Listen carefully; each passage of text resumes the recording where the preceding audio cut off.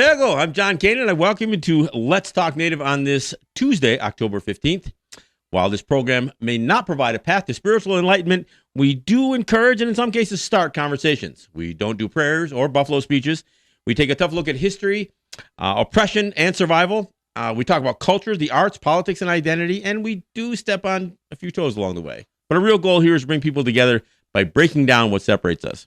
We will take on the false narratives and provide critical thinking to all that is heaped upon us, and we do it all right here from the Cattaraugus territory of the Seneca Nation. So let's talk Native. But before we do, let me remind people that this show streams audio on our website, which is www.letstalknative.com. We stream video of the show on Facebook, on our Facebook group pages via Facebook Live. We share that with a bunch of other Facebook group pages. We take the audio, we put it up on SoundCloud, and we take the video, and we put it up on our YouTube channel, which is Let's Talk Native TV, and we'll talk a little bit about that as we go forward. But I am the show's host and producer, and I am joined in studio by Jake Proud, who's managing our audio and our video. And well, let's do a recap. We made it through, like I said, the annual battle of Indigenous Peoples Day versus Columbus Day. And, you know, I think we won this one. I think we fared pretty well. It's funny because I was a part of an event that actually at a place called Columbus Park in Buffalo, New York. And it was touted as an event that I organized, which I really didn't. And I don't want to take credit. I don't mind taking blame, but I don't want to take credit for it. But I was a part of it, and I was, basically the media contact for the event. And I got to tell you, we had really good media coverage. All of the three, news networks, local TV news networks were there. Channel 7, Channel 2, Channel 4. Spectrum News was there. The major radio stations, including the WBFO, the public radio station. WBEN, the largest talk radio station in Buffalo. We had really good coverage, and there were a couple other freelancers out there too, and I was really impressed that they did more than just give me a 1 second soundbite. They gave me an opportunity to really explain what we were there for and what our biggest grievance was. The grievance wasn't that we don't have, we're not getting enough recognition of a holiday for us, but rather the celebration of a mass murderer. So, I thought the coverage was pretty good, and I appreciate all of you who complimented me on how I handled the media. I was happy to do it, and I think together with the folks carrying signs and standing up to the statue, and I got to give my hats off to Agnes Williams as well. Nate Buckley for really being at the organizer level of this thing, and I'd like to see this thing build each year. I mean, it's a park, and regardless of its name or the bronze image there, I think we should take it over. I mean, at least once a year, and let this battle continue to ensue. One of the questions that was asked of me by the media was, why do we do it? Why do we do this every year? And we come out and we make these. And I said, because we're making progress. I mean, there are towns and villages across the United States that are abandoning. Now, I'll take it back. Towns, villages, counties, school districts, and entire states that have done away with the celebration of Christopher Columbus on the second Monday of October. As I said, to the media, I don't really care if you want to give us a holiday or not. Holidays aren't our thing. Holidays are kind of a white man thing. It's kind of a European thing. I mean, they don't even call going on vacation. They call it going on holiday. I mean, holidays are a European thing. Frankly, the whole statue and parade, all that stuff is really, kind of that's kind of a European thing. It's not really our thing. I care less if you want to give us a day that we call Indigenous Peoples Day. We don't need to single out a specific day to be thankful for creation or any of that other stuff. But so it actually is a little creepy to have the day that's assigned to us, the day that is essentially a commemoration of the anniversary of Columbus landing in the Western Hemisphere. So I don't know. I'm indifferent about that. I'd rather see it called Indigenous Peoples Day than honoring Christopher Columbus, and that's the point that I was making. And for all of those who were saying, it doesn't make sense to try to bury history. It's American history. I said, look, I'm not trying to bury history. In fact, let's tell some true history. Let's tell the truth about it. And the best source of truth is going to come from Columbus himself. He wrote a journal. There are other contemporaries, including a rather prominent religious figure. I mean, in the Bishop Bartolome de las Casas.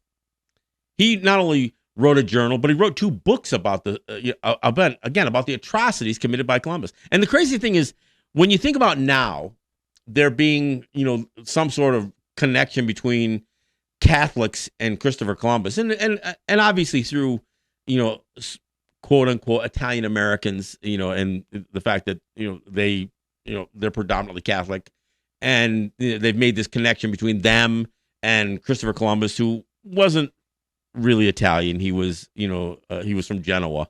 He's from a place that was not considered Italy by any stretch of the imagination. In fact, Italy was the land base. It was Italia was the peninsula. Genoa is not even in the peninsula. It's a part of the country known as Italy today, but it wasn't in 1492. And I made the point that Columbus may not have Italian wasn't even a specific language. It was a dialect, and whatever he spoke would not be considered what is Italian today. He predominantly spoke and wrote in Spanish, and he spoke in Portuguese, wrote in Portuguese. Even when writing to family, he did that. So I don't know. It's again, it's a little, it's a little peculiar, this connection. But we went through a lot of that, with the media explaining, look, if you're going to celebrate, this guy, then we should take the time to tell the truth. I've talked about on this show before the fact that the Buffalo School District passed a resolution calling this second Monday of October Indigenous Peoples Day and Italian American Heritage Day, or Italian Heritage Day, which was strange because if you looked at the resolution, there was no there were quite a few whereases in the resolution that explained why it would be called Indigenous Peoples Day, but no explanation, no foundation laid for calling it Italian Heritage Day. And so, I mean, it doesn't make sense in terms of the format of what a resolution, board resolution, council resolution, whatever. It just didn't make any sense. But the other thing that they put in there was that they wanted to have like a contest and utilize students to come up with a permanent name for the holiday. And I was asked about that. And I said, that's great, except you've been indoctrinating these children since they were 5 years old with the myths of Columbus. If you're going to want to rely on kids to give an objective and an informed opinion about what to call the day, then you're going to need to take the time to educate them, tell them the truth.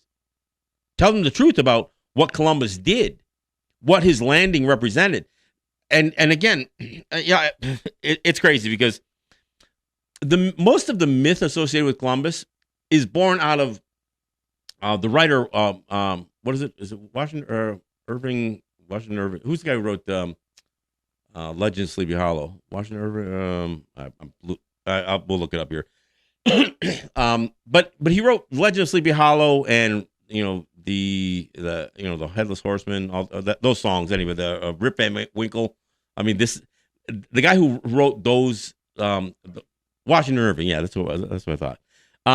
But he wrote a biography of Columbus, and most of it's just rife with inaccuracies and embellishments and everything else. But that is what is promoted as the truth of Columbus, ignoring all of the atrocities. And I'm saying if you want to tap into student opinion and really empower our kids, which I'm all for doing, you can't empower them if you don't give them the foundation, if you don't give them the education.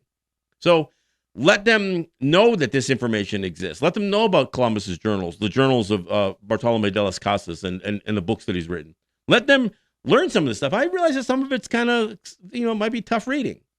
I mean, it's uncomfortable truths, put it that way. And I'm not saying we got to teach 5-year-olds about the rape culture of Europe, but let's not pretend that Columbus was this brave hero. And here's a quote. I mean, as the media covered this thing, I think Channel 7, I think it was, they were trying to, again, they were trying to pretend they were Fox News and wanted to be fair and balanced. So they kept going back and forth to the what is an organization called the Federation of Italian American Societies, and they wanted to make sure that they gave them their due. And here's a quote from the second vice president of the Federation of Italian American Society. He said, "Columbus is obviously very important to us because he was a hero. He's one of the greatest mariners the world has ever known." Now, look, there is no basis for that assessment of who Christopher Columbus was. I mean, he was returned to Spain in chains one time because of the crimes that he had committed against people, including against Spaniards. I mean, he wasn't just a brutal dictator to native people, predominantly, but he was also pretty brutal to the Spanish people as well. And so they locked him up. They locked him and his brother up, and they hauled his ass back to Spain, where he was put on trial. Ultimately, the king pardoned him because apparently he was getting enough wealth out of these, the slave trade that was started. But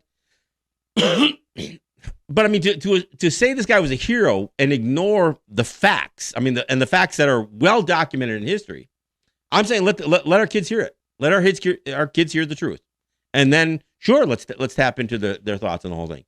The other question was about whether the statue should come down, and I said sure. Rip the damn thing down. It's a false narrative. It represents the celebration of an individual. But if you don't want to rip it down, then perhaps you need to do something in this same area that will represent the truth of Columbus and provide the counter narrative to it.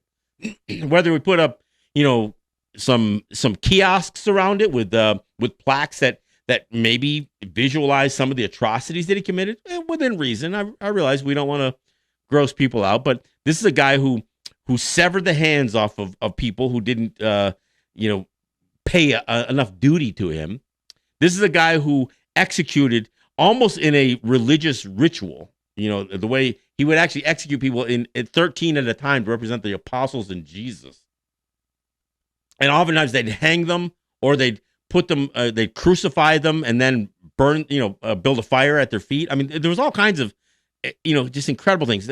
There's the stories of human, native bodies being used as dog food, including live babies.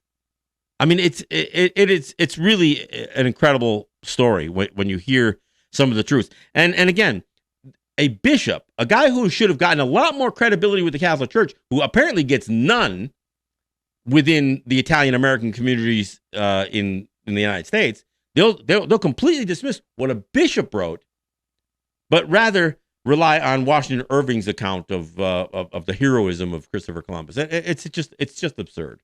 But look, this is I was able to have an opportunity to explain some of this stuff, and I was pleased that the networks and the radio stations really let my words resonate. And so when I say that I think we won this battle this year, I think we did. Look, they had their parade on Saturday, and they had their special church mass, celebrating Columbus on Sunday, where they went to the Columbus statue and laid a wreath at the base of the. Of course, they made sure that wasn't around when we showed up on Monday. But then across the country, I mean, in California and Rhode Island and other places, I'm sure there was some clear vandalism that took place, including red paint and signs and graffiti written across these Columbus statues. In fact, the statue that we were at on Monday has experienced the same thing in years past. They had a pretty good police presence around there this time, though, make sure that nobody did anything to deface their beloved Christopher Columbus. But I think we did good. We got a couple of good pictures, including with some signs with that kind of labeled him more accurately than the base of the statue does.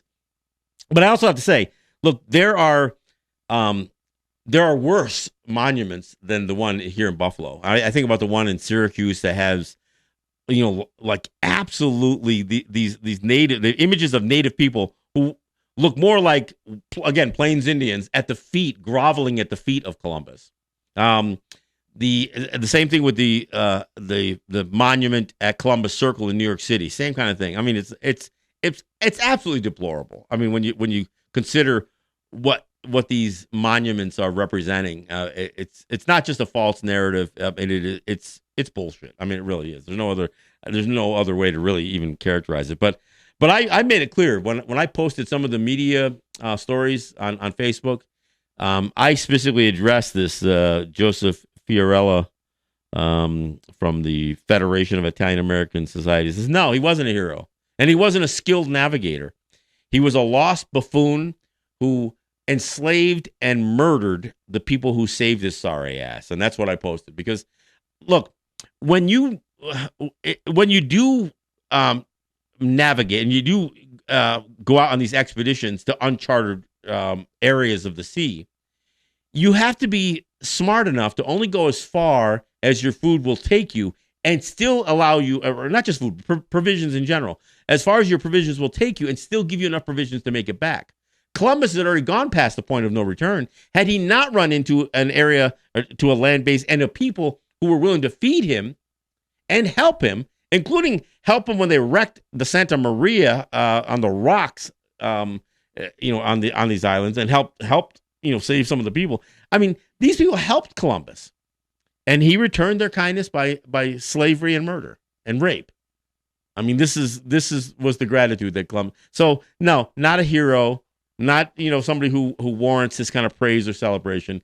Again, I couldn't have said it any more clear than to say that nobody should be celebrating a mass murderer. I mean, you wouldn't have a Hitler Day or a Leopold Day or any of these other people who did these absolute heinous things to oppress people. But again, in this world, they like to praise the myth of Columbus. Now, we preemptively did what we could to make sure that we had a proper narrative out there.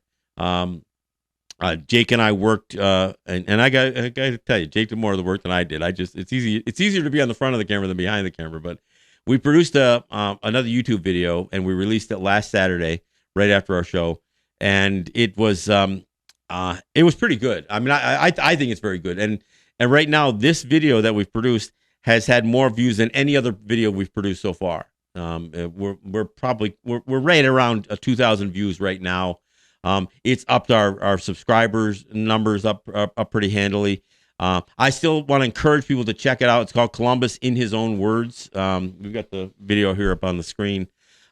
It's nothing that you've got to invest an evening. It's only a 9-minute video, but we use the words of Columbus, some of his contemporaries, including Bartolome de las Casas, to tell the real story of Columbus. And look, we didn't write the words. I just spoke them again. This is coming from them. I offered a little bit of opinion, but most of what this video includes are the words from the folks who were there and were experiencing it. And nobody more, who has offered more insight than Bartolome de las Casas. And he was a former slave owner himself, one who was absolutely partook in the African slavery, bringing the slaves from Western Africa up to Europe, but basically became a priest and ultimately the Bishop of Chiapas.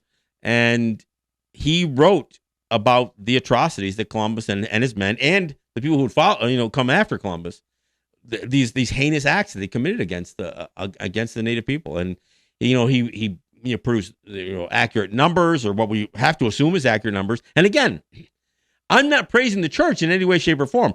As much as Columbus is to blame for much of the atrocities that were done, the monarchies, including especially the Spanish monarchy and the Catholic Church, the Vatican, they have plenty of responsibility in this thing. But and I'm not gonna say that Bartolome de las Casas was without fault, because clearly he wasn't. But he offered a real stark account of the things that took place there. And our video really takes a bunch of that stuff and puts it, packages it up for people to hear.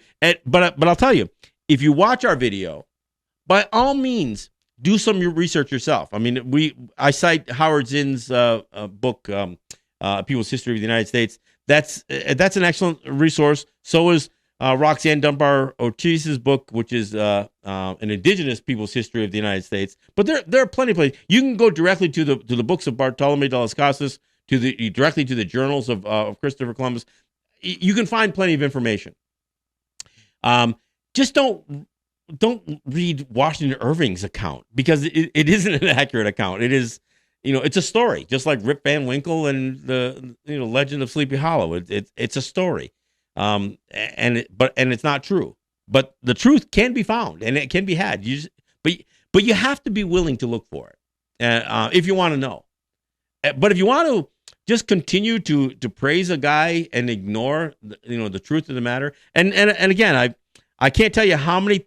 The most common criticism that we got, either for doing the event yesterday at the park off of Porter and Niagara, or criticism of our video, comes down to whether where the material comes from. Have we cherry picked? Have we ignored the other side? And look, we're and of course the other criticism is that we're trying to bury history. So when somebody says, "Well, if you take the statues down, you're just going to bury history." No. For one thing, with the statues represent the false narrative. The statues and the parades and the all of this other hype, those represent the whitewashing of American history. They simply aren't true. What these kids are learning from 5 years old all the way up through college, most of it's just flat out untrue. So what's the solution? The solution is providing some truth. I'm not saying bury the history. Let's tell the history. In fact, we're using this false narrative as the basis for telling the true narrative. So we aren't using props. We aren't using statues or the kiosks that I suggested before.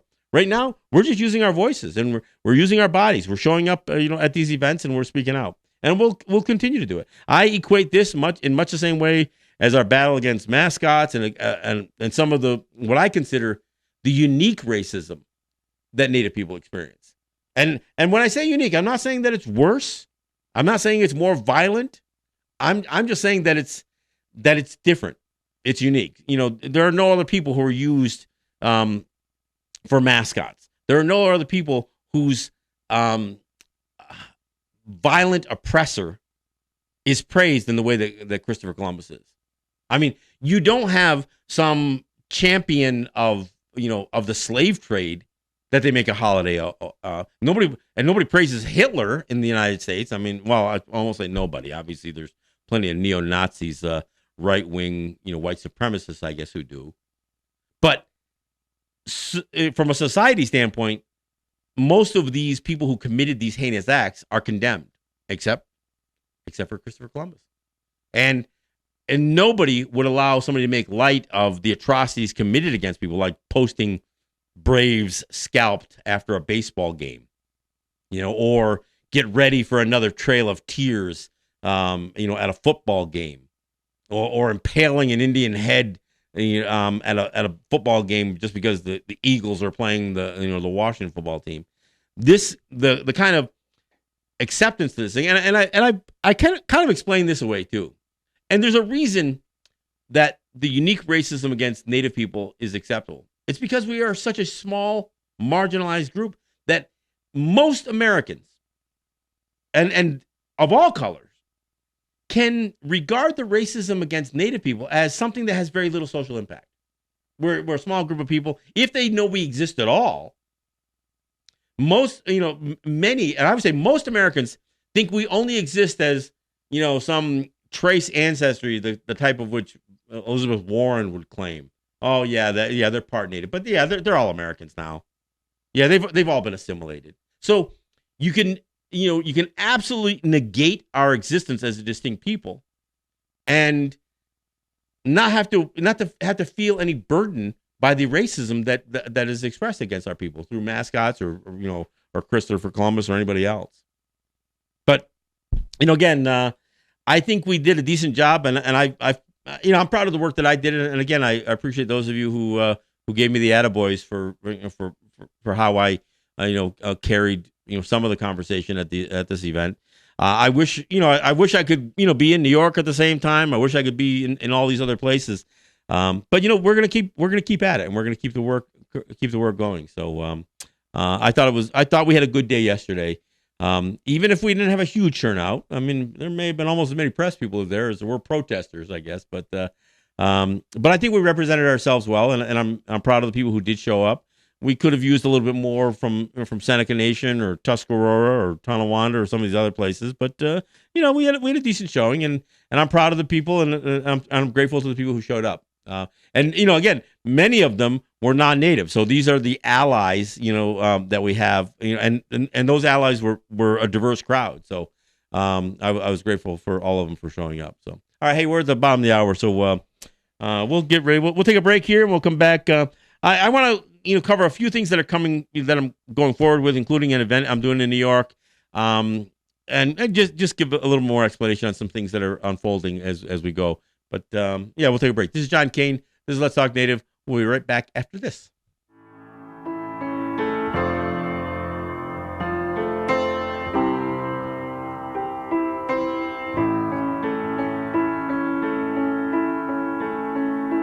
In a race against the sun, make the most of my day, rising bright and early. Places to go, got people to see, miles to drive, and time for me.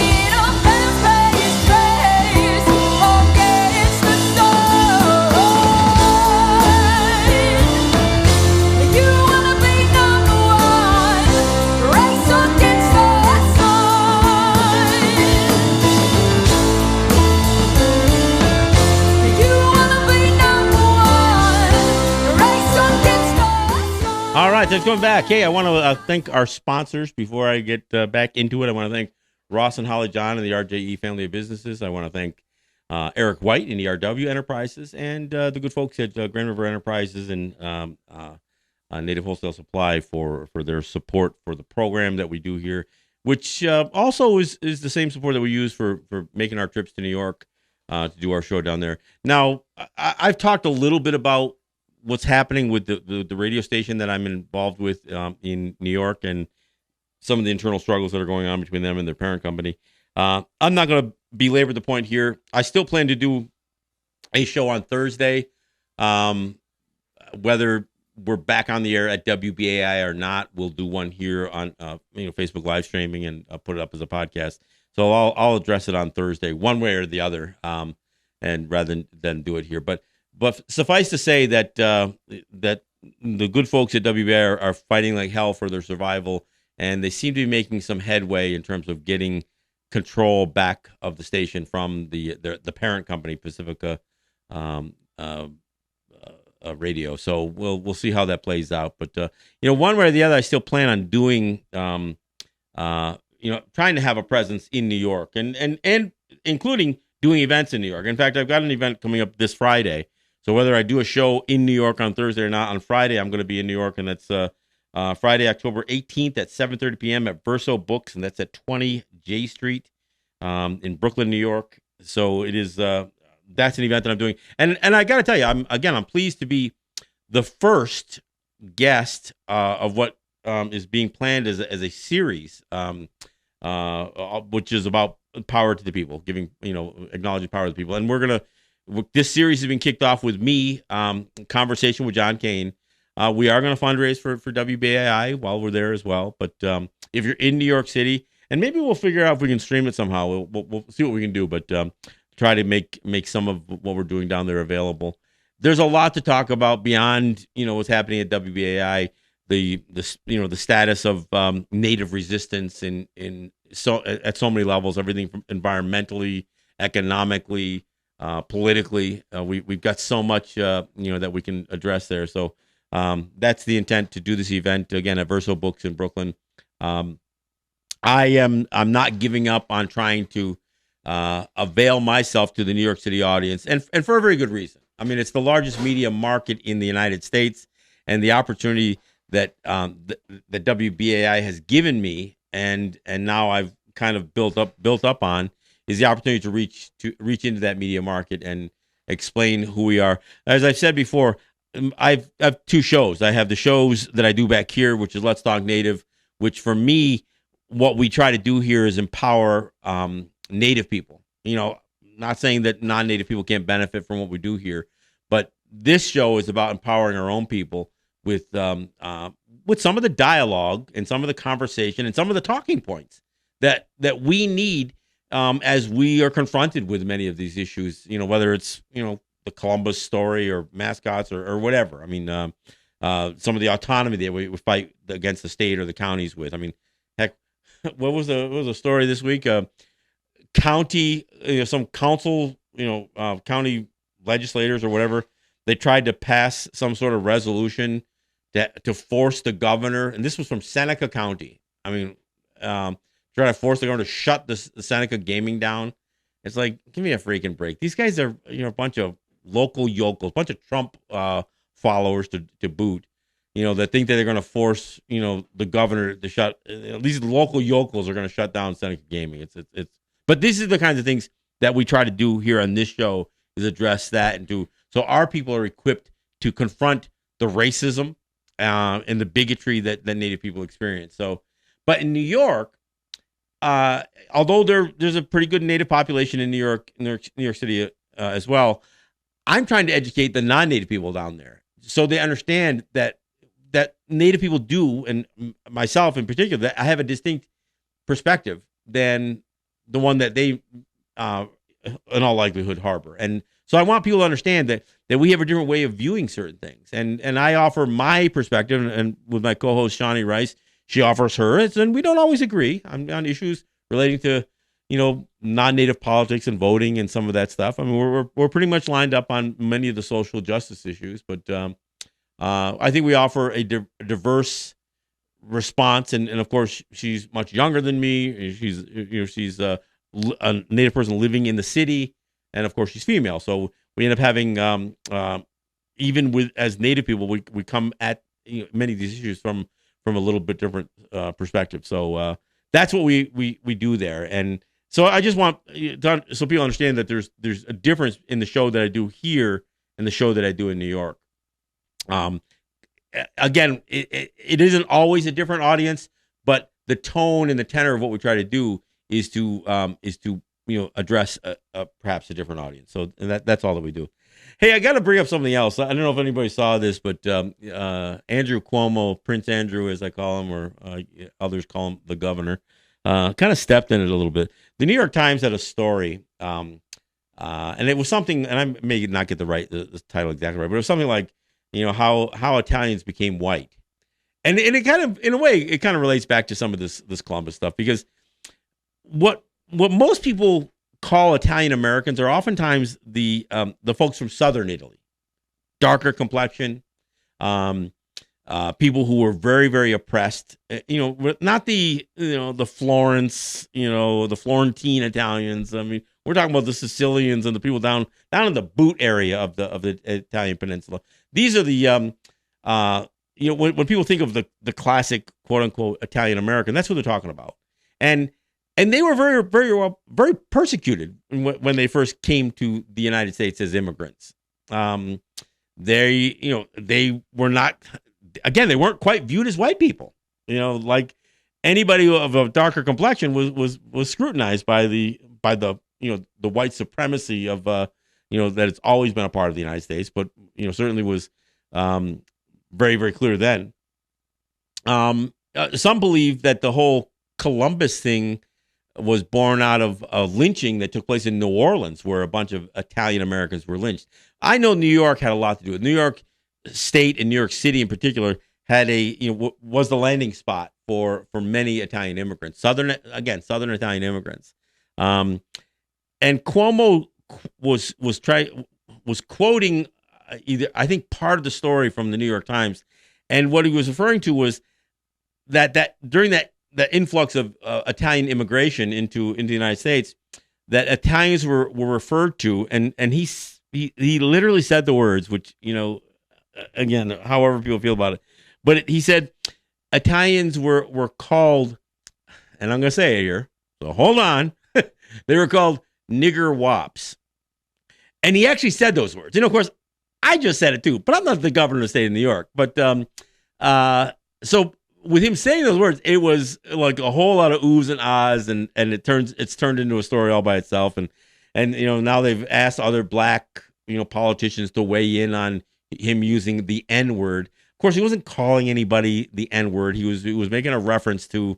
I mean, in the context that he was using it, I don't really have a problem with it. But look, I've explained how Native people have been called everything from quote unquote prairie niggers to red niggers and stuff like that. And I don't say it with any kind of approval of the use of the N-word, but for all those people who will use the word and will say the N-word but have no problem saying redskin, well, shame on you for your hypocrisy. But Andrew Cuomo stepped in it pretty good, because he actually spoke those words, and for a politician to actually, I mean, frankly, I think saying things like N-word makes people think the word anyway. I mean, that's what I know. A couple of comedians have done that. Why you say N-word? You're only making me say it in my own head, right? But anyway, so Cuomo kind of stepped into it. But and this all comes in Cuomo. So what I always say, that racism isn't just a right thing; it's a white thing. Cuomo is a Columbus apologist, and he's done it over and over again. He forever is saying that, the United States is a country of immigrants. And he may, after he's done saying some of that, saying, well, unless you're a Native person. But, there's always an effort to try to make us, try to convince people that we're only earlier immigrants. But even when Cuomo says that, he ignores the fact that, 500,000 black people were hauled in chains to to North America, which is much of the foundation of the entire, black population of the United States. I mean, not only was 500,000 people brought to North America, but then they were treated as chattel, and their children were born into slavery, and they expanded the population of the slaveholding in the United States. That right now, black people represent a pretty significant percentage of the population, something like 13, 14, 15% of the U.S. population. And frankly, even back at the beginning of the 19th century, the black population was pretty significant compared to the white population, but they weren't considered people. They were considered, slaves, chattel.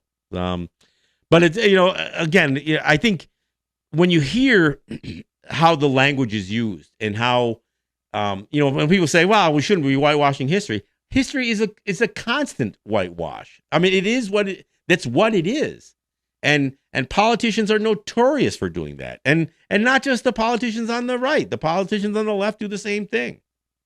I mean, one of the strong criticisms that people have with Alexandria Ocasio-Cortez is that she didn't sign on to the Indigenous Peoples Day thing. She thinks that the date should be used for a holiday for voting. It should be just election day, voting day.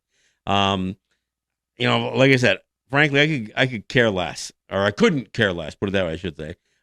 Whether they try to assign a holiday. Same with like the month of November when they call it National Native American Heritage Day. I mean, I don't know what the hell that's supposed to even mean, because if heritage is supposed to be tied to our history, we can't even get people to tell the truth about the history, and nobody will own up to the residential school issues, to the massacre issues, to the bounty issues.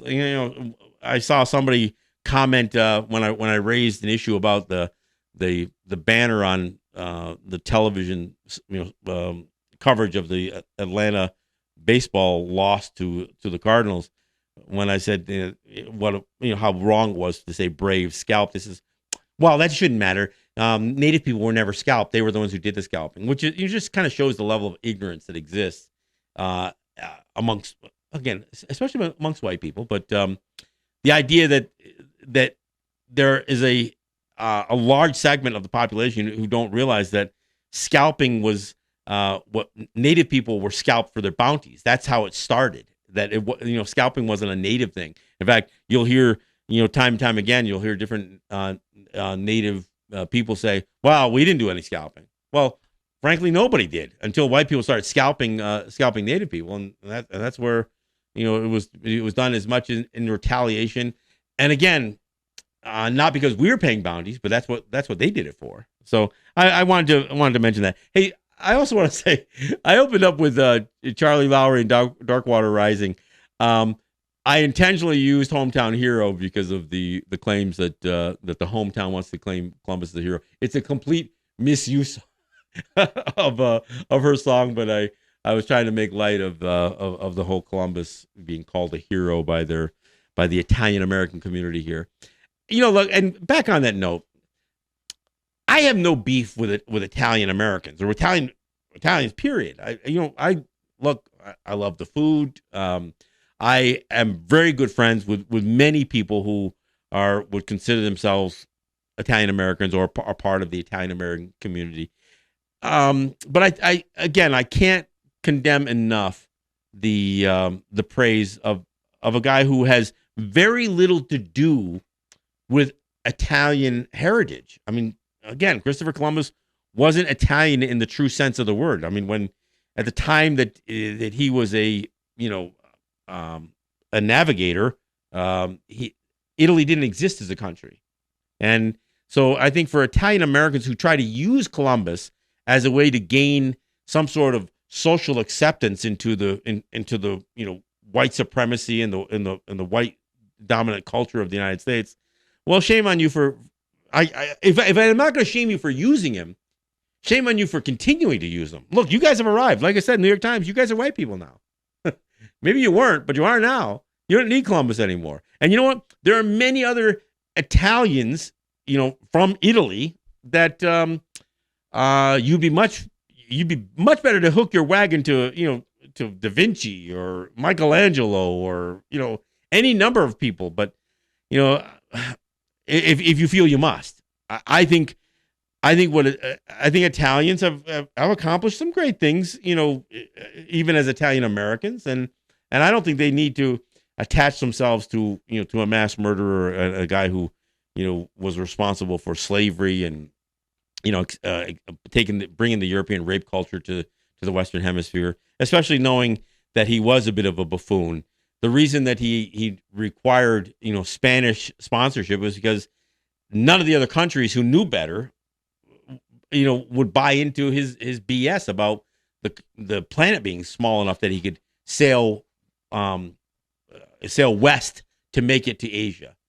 I mean, if there weren't a continent there, he never would have made it anyway. just because it would have been, they would have died at sea. And in fact, had they not been supported by the Arawak and the native people that they encountered, they would have perished anyhow. And so anyway, I'm not going to keep belaboring the point. I was glad that we seem to have represented ourselves very well. I know that there's strong movements in many places. There's somebody just told me North Carolina is no longer acknowledging the day as Columbus Day. There are states and after states that have begun to. I think 11 states altogether have stopped using it. Many school districts have changed, and of course, in New York, this will be one of the holdouts because New York, I think, has the largest percentage of Italian American heritage than any other state. And if you look to places like Buffalo and New York City, those urban areas probably top the list. So it'll be a long time coming before the Italians in these areas are gonna, or Italian Americans in these areas will give up on the hero worship of Christopher Columbus. But the way we accomplish it is by education, and I do plan to voice my opinions and share some of the history with the Buffalo School District as they consider what they're going to do going forward. And I have no problem condemning them for playing a pretty weak hand thus far. So I just wanted to mention some of that stuff. All right, what else is going on? Okay, we're going to with the success of the video that we just released, and we do expect this thing to get some pretty good numbers. Look, we're not producing squirrel video, so we're not going to get 1 million views. But when we start, topping 1,000 and getting 2,000, 3,000, 4,000 views, then we know we're starting to gain some attention. So we're going to continue with this, and the next video we're going to do is going to be on the residential school issue. Obviously, as we get through October, we're coming into November when there's some additional attention that gets paid towards Native people because they do. Most presidents, I don't know if the moron in the White House this time will do it, but most presidents declare November Native American Heritage Day, and then they assign the day after Thanksgiving, the specific day. But it doesn't really give us that much more attention. But this is the time of year when schools invite me to come in and speak to them and that kind of stuff. So we're gonna try to do the videos on a more regular basis. And I know I've said that before, and then we slacked off. But we're trying to figure out a way to pace ourselves, and we think we've got a better formula for our videos now. We're not going to try to wear it out, but we're going to try to continue to produce videos that are the size, for the contemporary attention span, but that are packed with enough information, and so people can feel comfortable viewing it and sharing it and commenting on it. And like I said, the next one that we do plan to address, again, a relatively unknown part of quote unquote American or Canadian history, which is the residential school era. And we're gonna show some facts associated with that. We're gonna pull up the research, and we're not gonna lie about it. We're not gonna embellish it. We're gonna tell the truth to it. But I know that I offer some things in the perspective, or offer perspective to some of this that others haven't. And although I don't have the resources to put a team of researchers on it, one of the things that I feel strongly about is that much of the sex abuse scandals that have plagued the churches, not just the Catholic Church either, they can trace some of the roots of that sexual abuse to these residential schools where children were in their care, and they didn't ever have to be confronted by parents or any the society at large. They had unfettered and complete control of children without anybody scrutinizing them, or they were accountable to nobody. And that's just a recipe for disaster. And that's exactly what these residential schools were. And we're gonna, like I said, we're gonna try to package up a video that is again appropriate, but honest. And when people view it, they will again walk away with more knowledge than before they see it. And I think it's important that people know what the residential schools were, what they call the boarding schools were. The kill the Indian, save the man, and not only these schools that existed for over 100 years, but the legacy that follows it, and that legacy not only of destroying some of the nurturing and the capability for parents to be loving and nurturing, but also how the residential schools would continue through the foster care system and the adoption system. So we're going to get into some of that, but so you'll be looking for that. That'll be coming up next. But in the meantime, please do look at the Columbus video that we just did, Columbus in his own words. And as you subscribe to our channel, you can find other videos. I just posted. I saw somebody posted the full documentary associated with the Doctrine of Christian Discovery.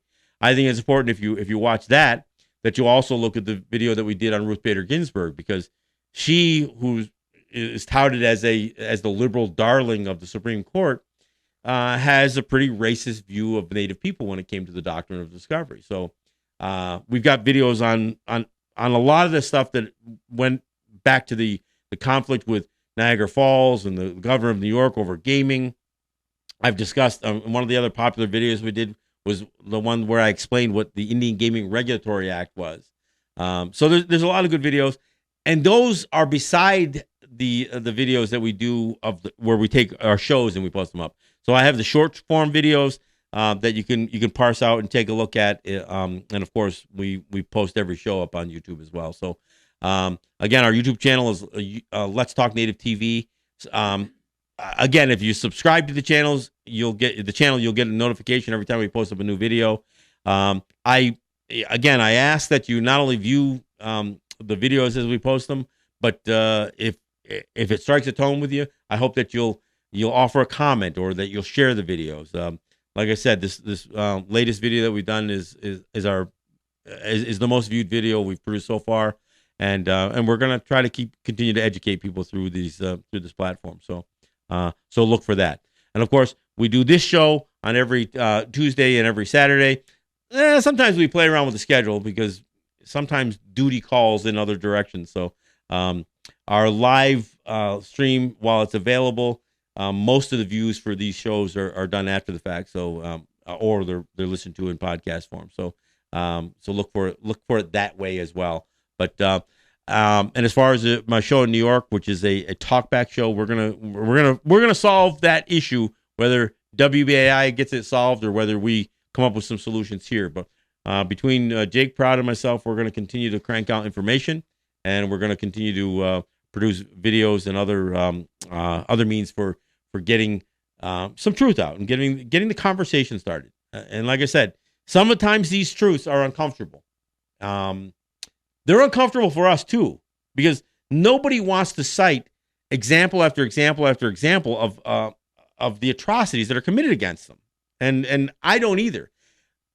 What makes me proud is that we have survived this onslaught, this genocide, this 500-year genocide. That we are still here. And look, we aren't all here wholly, I will say. I think many of us are damaged through assimilation, through poverty, through much of the social injustice that has been inflicted upon us. But there are many of us who are bound and determined to exist as distinct people. And sometimes we have to fight our own to do it. And that's part of the challenge. And the challenge is not just fighting, but how do you reach out? How do we communicate? One of the things that I hear all the time from people is that, I'm glad you said that. I've always thought that, but I never knew how to put it into words. Well, that's what we try to do here. So we want to empower our people to not be afraid to be proud of your distinction, not just, some ancestry. I'm not talking about, having, some remnants of your culture, but I'm saying embrace it all. I advocate decolonization. One of the things that I posted on Facebook this week was about my pages, my Let's Talk Native page in particular. I didn't create that page so people could advocate their religious beliefs, or try to get people to go to church or enlist in the armed forces or get the vote out. And when somebody posts that stuff on my page, I'm either going to confront them on the page or I'm just going to delete the post. Pretty much I let opinions be expressed. But if you're advocating assimilation on my page, you're going to be either met with confrontation, a challenge, or if I don't think that the challenge is, if I don't think it's up for the challenge, then I'll just delete the post. So this isn't about censorship. There are lots of places that people can advocate their spiritual beliefs, their Christian beliefs. There's lots of pages that people can go, campaign on. Part of the reason, frankly, that I didn't go to the Indigenous Peoples Day celebration in New York was because I felt like it was being hijacked a little bit by somebody I had as a guest on this show, Mark Charles, in his so-called run for presidency. No, I wasn't going to be a part of that. So I try to create distance between myself and those who promote assimilation, and I won't let my pages or this platform be used for that. If somebody comes on the show and tries that, then they're going to be met with some pretty strong debate, and I take pride in that. So I just wanted to put that out there. All right, so we will be back here on Saturday, and we will be doing a show that is essentially my New York show on Thursday. At least that's what the plan is. Whether we do it here or whether I do it in New York, well, I guess we'll see. But for now, I want to thank you for listening to this show. And again, I thank you, all of you who offered your kind comments about what we did yesterday in Buffalo on the Columbus thing. So again, thanks for the feedback, and we'll see you for the next show. This is John Kane. This is Let's Talk Native. Thanks for watching. Yawning.